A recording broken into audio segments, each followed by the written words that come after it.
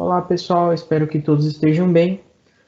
Estamos aqui para começar o módulo de eletricidade básica, né? O objetivo da gente neste módulo é treinar, lembrar ou até mesmo conhecer alguns dos conceitos básicos da eletricidade, como a tensão, a resistência, a corrente, potência, energia, como a gente vai ver.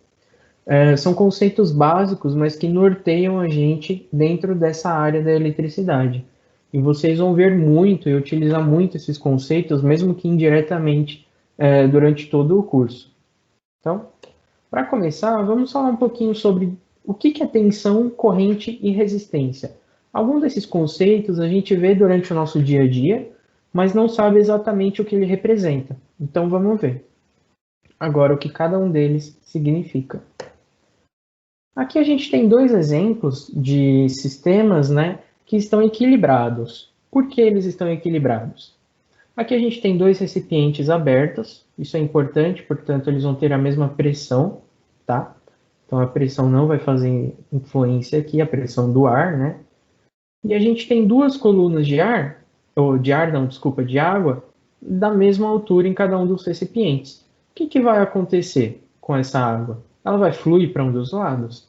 Não, porque ela está na mesma altura. Então a água não flui para cá e não flui para cá. Ela fica parada.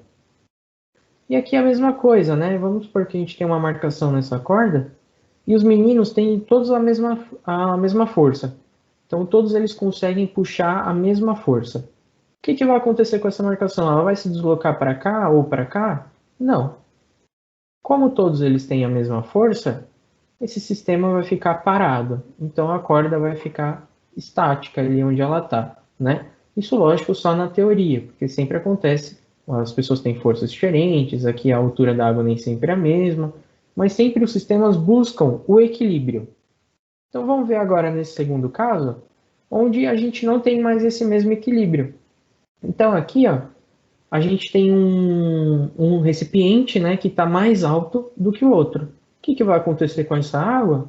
Ela vai fluir aqui, ó, como está indicando essa seta. Então a gente vai ter um fluxo de água do que tem maior altura ou maior potencial gravitacional para o que tem menor altura, certo? E de novo, esses recipientes estão abertos, então não tem influência da pressão ali dentro do reservatório, tá? A pressão do ar é a mesma. Mas, por conta da altura, ele vai fluir para baixo. E quanto mais alto, ou seja, quanto maior a diferença de altura, maior vai ser o fluxo, correto? Então, é como a gente tem na nossa casa, né? A nossa caixa d'água tem que estar o mais alto possível, para que haja esse fluxo. Porque se tiver muito baixo ou na mesma altura, não vai haver esse fluxo, como a gente mostrou anteriormente. E aqui nesse exemplo do cabo de guerra, é a mesma coisa, né? Vamos por aqui a marcação, de novo, entre os meninos, né? Na mesma distância aqui. Então, nesse momento, a gente tem três meninos de um lado e um outro menino sozinho do outro. Para onde esse sistema vai andar? Com certeza vai ser para cá. Porque os três meninos têm mais força que um só. Então, nesse caso, o mais forte é o lado que vai receber o movimento. Então, o sistema vai se deslocar para lá. E nesse caso é o contrário, né? Esse aqui, como tem maior potencial, tem maior altura, flui para o que tem menor altura. Tá, mas o que isso tem a ver? A gente não estava falando de elétrica? E por que agora eu estou falando sobre sistemas hidráulicos, os meninos puxando um cabo de guerra? Bom, os sistemas hidráulicos, principalmente, eles se aproximam muito dos sistemas elétricos. E agora eu vou falar sobre as propriedades dos sistemas elétricos e relacionar com esses aqui que a gente comentou. E vocês vão ver que é muito parecido. Então, primeiro a gente tem a tensão. E a tensão é a que a gente conhece bastante como voltagem. Então, mas a partir de agora a gente vai falar só tensão porque é um nome técnico, né? Agora que vocês estão fazendo o curso, vocês vão aprender um termo correto e vão começar a usar este daqui, é o termo mais correto. Mas nada impede também que a gente fale voltagem e as pessoas vão entender normalmente. Então, quando alguém perguntar qual a voltagem dessa tomada, ou qual a tensão dessa tomada, qual a resposta? 110 volts, 220 volts, certo? Então, 127 na verdade, né? 127 volts, não é 110. Mas o que isso quer dizer? A tensão é uma medida que indica a diferença de potencial elétrico aplicado a dois pontos. Então, lembra que a gente falou sobre a força que estava sendo aplicada em um lado da corda e da outra, ou a pressão que a água fazia em um lado do cano e do outro? Então, essa é a tensão, no caso da elétrica, né? Que é a diferença de potencial elétrico. E qual é a unidade de medida? São os volts. Daí vem o nome voltagem. É igual a gente falar metragem. Metragem não está certo, né? A gente tem que falar distância, comprimento, enfim. Então, no caso aqui, a unidade de medida é o volts, que vem do volta, né? Que descobriu isso tudo. E aí, a letrinha que a gente usa para representar é o V, certo? Dois exemplos aqui que eu coloquei, né? 220 volts da tomada e 1 volt e meio, que é a tensão da pilha, daquelas pilhas comuns AA, né? E qual é o símbolo que representa a tensão num circuito elétrico? Que a gente vai ver mais para frente. É essa setinha curvada. Sendo que a setinha curvada vai do que tem menos potencial para o que tem mais potencial. Numa tomada, a gente não pode dizer qual é que tem mais potencial e qual tem menos potencial, porque a gente tem uma corrente, né, tem a tensão alternada. O que isso quer dizer? Que ora um está positivo, ora o outro está positivo. Então, eles ficam alternando. Por isso, a tensão é alternada ali da tomada. Então, o potencial fica se alternando o tempo todo. Então, a gente não tem um ponto com maior potencial e o outro com menor potencial. A gente fica alterando conforme o tempo passa. Mas numa pilha, a gente não tem, esse é o formato, a gente não tem esse formato, né? Mais ou menos. A gente não tem um polo que é o positivo e o outro que é o negativo. Então, esse polo positivo é o que tem maior potencial. E o negativo é o que tem menor potencial. Então, quando a pilha está carregada, tem energia ainda dentro dela, a gente tem uma diferença de potencial, a gente tem uma tensão. Então, a setinha viria aqui, ó, do menos para o mais, certo? Essa diferença de potencial quer dizer que a pilha está boa. E quando a pilha acabou e não está mais funcionando, o que isso quer dizer? Quer dizer que os dois polos agora têm o mesmo potencial. Então, a pilha não funciona mais. Por quê? A gente vai ver mais para frente. Agora a gente tem a corrente. O que é a corrente? Em elétrica, é o fluxo ordenado de elétrons.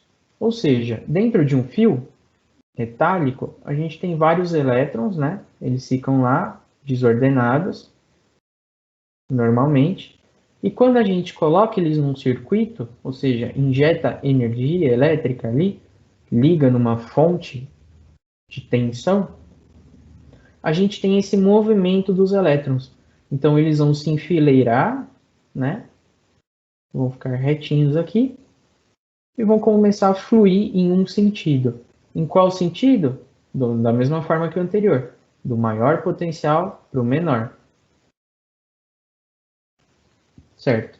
Então, para fazer a analogia, o fluxo ordenado de elétrons seria o deslocamento da nossa corda, ou seja, para onde ela está deslocando, ou o fluxo da água. Ó, fluxo ordenado de elétrons e fluxo da água naquele esquema hidráulico. Por isso eu disse que o sistema hidráulico se aproxima muito do sistema elétrico, né? Então, no sistema hidráulico a água fluía do maior para o menor, e aqui é a mesma coisa, só que com elétrons. E a unidade de medida é o ampere, também por ser o cientista, né, que descobriu essa propriedade aí. E o símbolo é o A. Então eu posso dizer que um fio de 2,5 milímetros quadrados, por exemplo, aguenta 24 amperes. Então se eu passar mais do que 24 amperes por esse fio, ele vai começar a esquentar e pode dar alguns problemas. Ou eu posso falar que a corrente que um chuveiro puxa, vamos dizer assim, é 35 amperes. Então quando eu estou com o chuveiro ligado lá numa temperatura maior, né, ele puxa 35 amperes. E esse é o símbolo aqui que a gente vai usar. Esse é mais fácil da gente ver porque é o sentido realmente que a corrente vai percorrer. Então, nesse caso aqui da esquerda para a direita. E por último, a gente tem a resistência. O que é a resistência? Como o próprio nome diz, a gente já leva a entender, né? A resistência é a característica do material que se opõe ao movimento de elétrons, ou seja, ele dificulta a passagem dos elétrons. Então, o fio, por exemplo, tem uma resistência. Apesar dele permitir a passagem, ele não permite facilmente, né? Ele impõe uma resistência, como a gente vai ver mais para frente. Certo? Então, que alusão a gente poderia fazer? É a espessura do cano no sistema hidráulico. Então, se o cano for muito fininho, a água vai passar com dificuldade, a resistência é maior. Agora, se eu tiver um cano maior, um cano de esgoto, por exemplo, vai passar com mais facilidade, com uma menor resistência. Em elétrica, a unidade de medida para indicar a resistência é o ohm, também por conta do cientista que descobriu essa propriedade. Como a gente vai ver, inclusive, existem duas leis de Ohm que a gente vai estudar. E a unidade de medida é representada por esse símbolo, que é o ômega, tá? A letra grega ômega. Então, eu posso falar que um fio tem meio ohm e eu tenho um resistor de 1.500 ohms, por exemplo, tá? Resistor é um componente muito utilizado, principalmente na área da eletrônica, mas também é utilizado na área da elétrica, tá? E qual é o objetivo dele? Diminuir a passagem de corrente. Aqui ele não dificulta a passagem dos elétrons, então o resistor serve geralmente para limitar a corrente. Dentro do nosso chuveiro, a gente tem uma coisa que a gente chama de resistência. A resistência, na verdade, é um resistor, ou seja, ela se opõe à passagem dos elétrons e por isso ela acaba esquentando. Conforme ele esquenta, ele aquece a água que está passando por ela, e aí a gente tem a água aquecida do chuveiro. Os símbolos utilizados no circuito são esses aqui. Então, se eu não me engano, esse aqui é o padrão europeu, e esse aqui é o padrão americano, ou ao contrário. Eu acho que é o contrário. Enfim, são dois símbolos muito utilizados ali para resistência. Então é importante a gente também saber, porque quando a gente bater o olho num circuito e ver estes dois símbolos, a gente sabe do que está falando, certo? Tá bom. Agora eu vou falar rapidinho sobre a notação da engenharia. Para que serve a notação da engenharia? É uma forma da gente representar os números, certo? De uma forma mais simples, mais curta, né? Isso é bastante encontrado, então se a gente for procurar num site alguma coisa sobre fotovoltaica, sobre elétrica, eletrônica, a gente vai bater de cara com a notação de engenharia. Então vou dar uma noção rápida sobre isso. E, inclusive a gente já tem uma noção, só que ela está implícita ali no nosso dia a dia. Então quando eu ouvir falar de milli, que é representado pela letra M minúscula, significa que eu estou dividindo a unidade por 1000. Então, se eu tenho 15 milímetros, por exemplo, como a gente conhece, né? Eu tenho milímetro, milímetro. Então, eu tenho 15, o mili, que é dividido por 1000, metros. Então, no caso, eu tenho 0,015 metros. Certo? A mesma coisa para micro. Então, só que aí eu divido por 1 milhão e nano 1 bilhão. Sempre aumentando de 3 em 3, tá vendo? Então, a gente tem mili, micro e nano. Sendo que a gente vai dividindo por números cada vez maiores. E as unidades, os símbolos, né, utilizados é um M, o micro mesmo, né, é uma letra grega, e o nano também. Às vezes pode ser representado como U e aqui como N também, para facilitar a nossa escrita, já que não temos esses caracteres no nosso teclado. Mas, basicamente, é isso.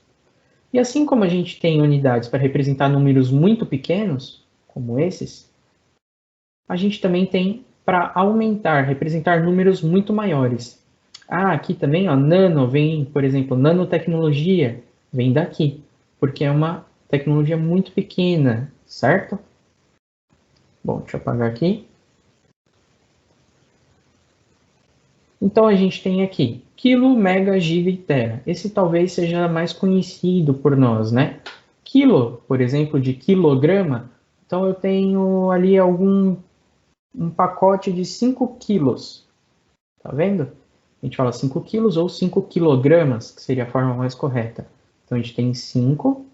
Nesse caso, o quilo representa vezes 1000. vezes 1000 gramas.